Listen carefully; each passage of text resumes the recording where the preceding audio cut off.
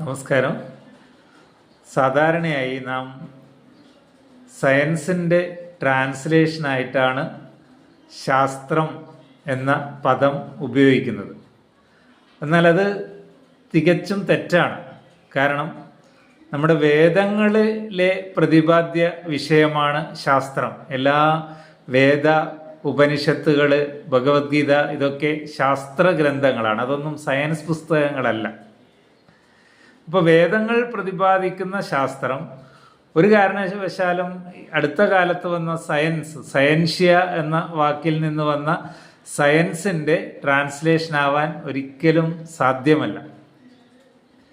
രണ്ടിൻ്റെയും അന്വേഷണ രീതി വിഭിന്നമാണ്, മെത്തഡോളജി വ്യത്യാസമാണ്. ശാസ്ത്രത്തിൻ്റെ അന്വേഷണ രീതി എന്ന് പറഞ്ഞാൽ അപരോക്ഷ അനുഭൂതിയാണ്. അതായത് ഡയറക്റ്റ് എക്സ്പീരിയൻസ്. നമ്മുടെ മനസ്സാണ് അവിടെ, നമ്മുടെ സവിശേഷ ശക്തിയുള്ള മനസ്സാണ് അവിടെ ഉപകരണമല്ല, അന്ധകരണങ്ങൾ ഉപയോഗിച്ചുകൊണ്ട് മനസ്സ്, ബുദ്ധി, യുക്തി ഇതൊക്കെ ഉപയോഗിച്ചുകൊണ്ട് മനസ്സിനെ നിശ്ചലമാക്കി നമ്മുടെ കോൺഷ്യസ്നെസ് അല്ലെങ്കിൽ ബോധത്തിൽ എത്തിക്കൊണ്ട് നമ്മൾ അറിവ് നേടുന്നതിനെയാണ് ശാസ്ത്രം എന്ന് പറയുന്നത്. അതിലൂടെ കണ്ടെത്തുന്നത് പ്രപഞ്ച സത്യമാണ്, റിയാലിറ്റി.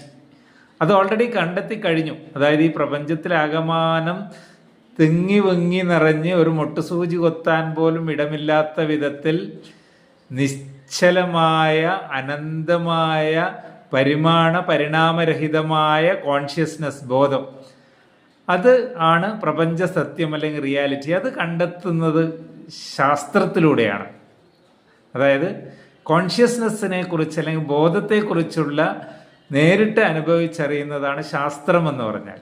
എന്നാൽ സയൻസ് എന്ന് പറഞ്ഞാൽ ഉപകരണങ്ങളാണ്. അവിടെ കരണങ്ങളല്ല, ഉപകരണങ്ങൾ ഉപയോഗിച്ചും ബുദ്ധിയും യുക്തിയൊക്കെ ഉപയോഗിച്ചുകൊണ്ടും ഈ പ്രപഞ്ചത്തിൽ ഉണ്ടായി മറയുന്ന നാമരൂപങ്ങൾ, അമീബ മുതൽ സൂര്യചന്ദ്രന്മാരെ കുറിച്ച് അല്ലെങ്കിൽ ഗാലക്സിയിൽ മുഴുവനുള്ള ഒബ്ജക്ട്സുകളെ കുറിച്ചുള്ള പഠനമാണ് സയൻസ്.